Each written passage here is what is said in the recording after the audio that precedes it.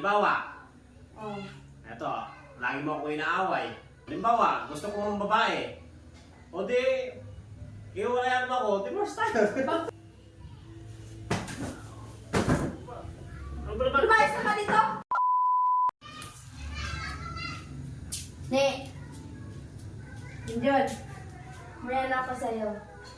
Malin. May tanong ako sa'yo. Kasi may napanood ako sa TV na nagsusurvey sila ngayon tungkol sa divorce. Wow, tapos? Ngayon, napaisip ko na i-ano din kita, survey din kita. Na may pasa, yung divorce? Oo, na may pasa yung divorce. Oo naman. Payag naman ako, bakit? Yun ang gusto ko. Bakit ang bilis mo naman na sumagot? Di mo lang napag-isipan. Siyempre, pag may divorce kasi, halimbawa, Oh. eto, lagi mo ako inaaway, hindi na tayo magkasundo, divorce tayo, di ba? Mag-iwalay tayo. Ganun lang kabilis. Oo.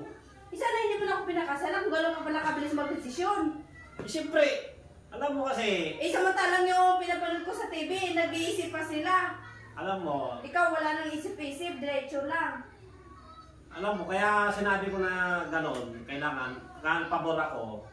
Kasi, hindi lang naman tayo yung nag-aaway. Na, Ano pang dahilan mo? Bakit ang bilis mong pumayag? kasi nga, di ba? Halimbawa, gusto ko ng babae. O di, iwalayan mo ako, divorce tayo. Pag babae ka agad? Yun ba yung iniisip mo pag babae ka agad?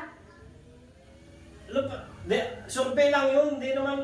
Sabi nga, pero parang totoo yung ano mo eh. Nagpapasurvey ka, tapos nagagalit ka. Siyempre, pinaliwanag kung bakit. Oo nga, hindi ko inasahan yun yung mga sagot mo. Akala ko, syempre, hindi ako papayagan nito ganyan. Kaya pala nag-isip ka ng babae ka. Kaya pala na ano, syempre, nag-away tayo palagi dahil hindi mo binibigay sa akin lahat. Ano ka nga? Ano nga lang yun eh, survey-survey ko nga lang sa'yo. Sa'yo, tinotoo mo naman. Tatanong ka, Tinotoo tapos... naman yung ano mo, mga sagot mo. Ano ba naman? Lumayas ka dito. Tinotoo mo naman. Sa akin, survey-survey lang yun.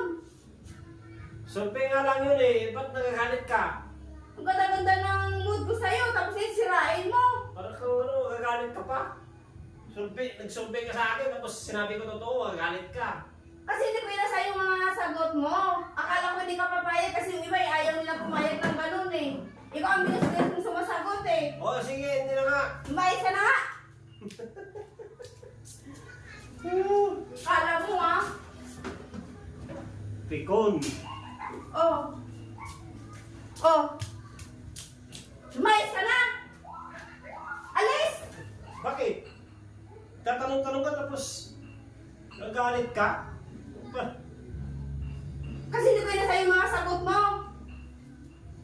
Sinagot ko lang yung tanong mo eh. Lumayas ka na nga. Ayan, nandiyan na yung mga damit mo. Maghiwalay na tayo, huwag na natin antayin na may pasa yung divorce bill. Wala man yan, tatanong-tanong ka lang eh. Kala Sinagot ko lang mo, naman eh. tapos ako, tuharin ko talaga.